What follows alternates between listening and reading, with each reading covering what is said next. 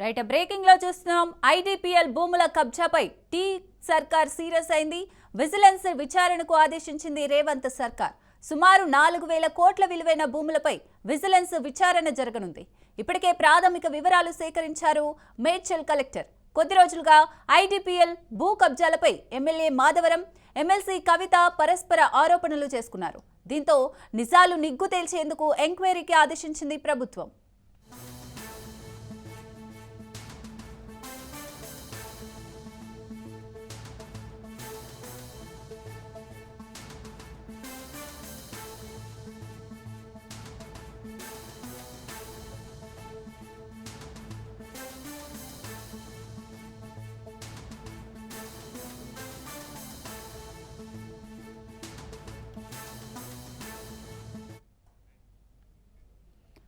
IDPL భూముల కబ్జాపై tea సర్కార్ serious అయింది. విజిలెన్స్ విచారణకు ఆదేశించింది రేవంత్ సర్కార్. సుమారు 4,000 కోట్ల విలువైన భూములపై విజిలెన్స్ విచారణ జరగనుంది. ఇప్పటికే ప్రాథమిక వివరాలు సేకరించారు మేడ్చల్ కలెక్టర్. కొద్ది రోజులుగా ఐడిపిఎల్ భూ కబ్జాలపై ఎమ్మెల్యే మాధవరం, ఎమ్మెల్సీ కవిత పరస్పర ఆరోపణలు చేసుకున్నారు. దీంతో నిజాలు నిగ్గు తేల్చేందుకు ఎంక్వైరీకి ఆదేశించింది ప్రభుత్వం.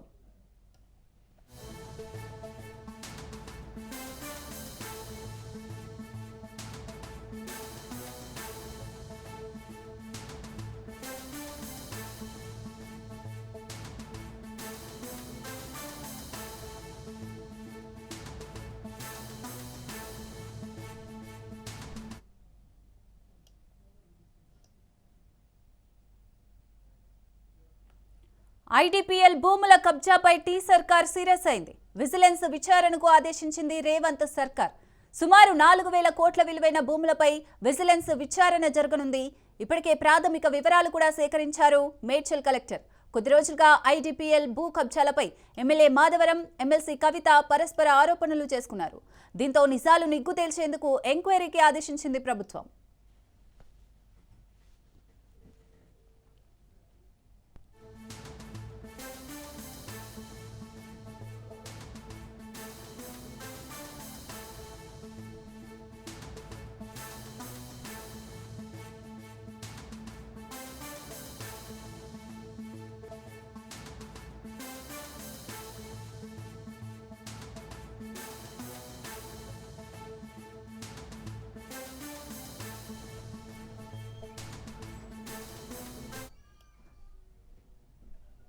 రైట్ బ్రేకింగ్ లో చూస్తున్నాం. ఐడిపిఎల్ భూముల కబ్జాపై టీ సర్కార్ అయితే సీరియస్ అయింది. విజిలెన్స్ విచారణకు కూడా ఆదేశించింది రేవంత్ సర్కార్.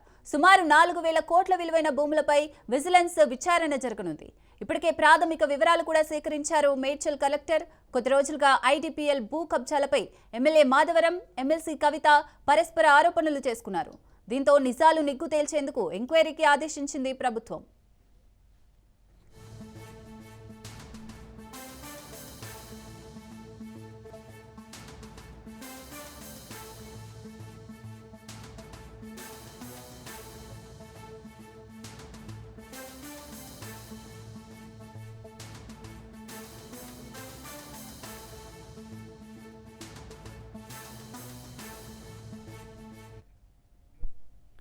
ఐడిపిఎల్ భూముల కబ్జాపై టీ సర్కార్ సీరియస్ అయింది. విజిలెన్స్ విచారణకు కూడా ఆదేశించింది రేవంత్ సర్కార్. సుమారు 4,000 కోట్ల విలువైన భూములపై విజిలెన్స్ విచారణ జరగనుంది. ఇప్పటికే ప్రాథమిక వివరాలు కూడా సేకరించారు మేడ్చల్ కలెక్టర్.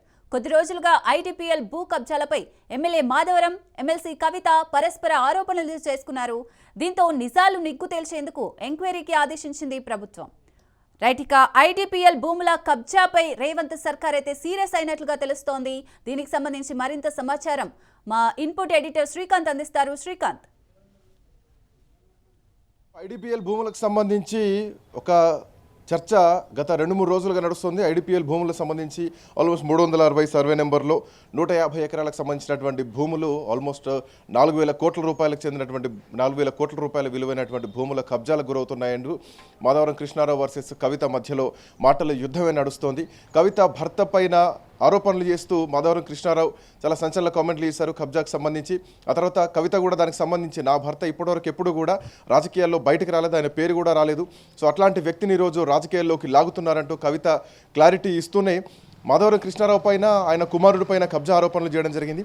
సో దీనికి సంబంధించి ఇప్పటికే రాష్ట్ర ప్రభుత్వం విజిలెన్స్ ఎంక్వైరీ కూడా విచారణకు ఆదేశించింది. సో ఆల్మోస్ట్ దీంట్లో అంటే మాధవరం కృష్ణారావు కూడా చాలా కామెంట్ చేస్తున్నారు. అది ఇందిరానగర్ అక్కడ పేదల నివాస స్థలాలు ఉన్నాయి, దానికి అధికారులు కూడా ఇప్పటికే పర్మిషన్ కూడా ఇవ్వడం జరిగింది నివాసానికి సంబంధించి. సో పేదలు జోలికి వస్తే ఊరుకునేది లేదంటూ కూడా మాధవరం కృష్ణారావు ఇప్పటికే దానికి సంబంధించి ఒక సంచలనమైనటువంటి కామెంట్ కూడా వేయడం జరిగింది. మరోవైపు మేడ్చల్ కలెక్టర్కి ఫిర్యాదు కూడా వేయడం జరిగింది. ఐడిపిఎల్ నుంచి ఉద్యోగులు ఎవరైతే ఉన్నారో వాళ్ళు మేడ్చల్ కలెక్టర్కి ఫిర్యాదు చేశారు. ఐడిపిఎల్ భూములు అన్యక్రాంతమవుతున్నాయి, వీటిపైన చర్యలు తీసుకోవాలి, కబ్జాలకు గురవుతున్నాయంటూ కూడా ఫిర్యాదులు వెళ్ళడం జరిగింది. సో ఇట్లా నేపథ్యంలో ఆల్మోస్ట్ 4,000 కోట్ల రూపాయలకు సంబంధించినటువంటి భూముల విషయంలో ప్రభుత్వం విజిలెన్స్ విచారణకు ఆదేశించింది. ఆ భూములను కాపాడాలంటూ గతంలో అధికారుల్ని కోరినా కానీ, ఎన్ని ఫిర్యాదులు చేసినా కానీ పట్టించుకోలేదు, ఎన్ని లేఖలు రాసినా పట్టించుకోలేదంటూ కూడా ఇటు ఐడిపిఎల్ నుంచి ఉద్యోగుల నుంచి వినిపిస్తున్నటువంటి మాట. మోరోవర్ కొంతమంది కబ్జాదారులు ఎవరైతే ఉన్నారో ప్రైవేట్ సర్వేయర్లతో కలిసి ఈ భూములను పంచుకున్నారంటూ ఆల్మోస్ట్ ఇది ఇప్పుడు కాదు 2026లో మనం 2025లో మనం మాట్లాడుతున్నాం. బట్ 2017లోనే అంటే అప్పుడు బీఆర్ఎస్ పార్టీ అధికారంలో ఉంది. సో అప్పటి నుంచే కబ్జాలకు గురవుతోందంటూ అప్పటి నుంచే లేఖలు అందిస్తున్నాం, మేము కలెక్టర్లకు లేఖ రాస్తున్నామంటూ కూడా ఐడిపిఎల్ సంబంధించినటువంటి ఉద్యోగులు చెప్తున్నారు. మరోవర్ వీళ్ళపైన చర్యలు తీసుకోవాలంటూ కూడా కోరుతున్నటువంటి పరిస్థితి. సో గతంలో ఈ ఏదైతే ఐడి భూములకు సంబంధించి ఈ ఆక్రమణలు ఉన్నారో వాళ్ళపైన చర్యలు తీసుకోవాలంటూ కూడా రసాయనాలకు సంబంధించి ఎరువుల మంత్రిత్వ శాఖ కార్యదర్శి ఎవరైతే సుధాన్స్ పంత్ ఉన్నారో 2017లోనే అప్పుడున్నటువంటి కలెక్టర్ ఎంవి రెడ్డికి కూడా లేఖ రాసినాం.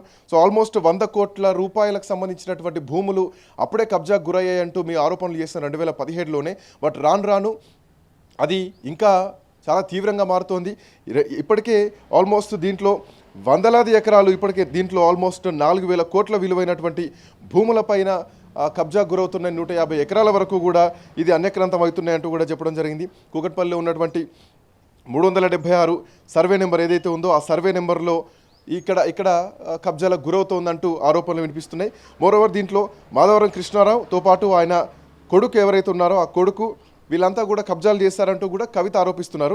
బట్ వీళ్ళే కాదు, వీళ్ళతో పాటు ఎమ్మెల్సీ కవిత తన భర్త కూడా రియల్ ఎస్టేట్ రంగంలోకి చెందినటువంటి కొంతమంది వ్యాపారులకి భూములు కట్టబెట్టారు, కొంతమంది రియల్ ఎస్టేట్ వ్యాపారుల హస్తం ఉందన్నటువంటి ఆరోపణలు కూడా గతం నుంచి ఉన్నాయి. అంటే ఒకవైపు నలుగురి మీద ఆరోపణలు ఉన్నాయి, ఇంకోవైపు ఈ ఇద్దరు పరస్పరం ఒకరిపై ఒకరు ఆరోపణలు చేసుకుంటున్నటువంటి పరిస్థితి. బట్ ఏదేమైనా కానీ ఇది ఐడిపిఎల్కి సంబంధించినటువంటి భూములు కాబట్టి ఈ భూములు గతంలోనే 100 ఎకరాల్లో కబ్జాలకు గురవుతున్నటువంటి ఆరోపణలు వచ్చాయి.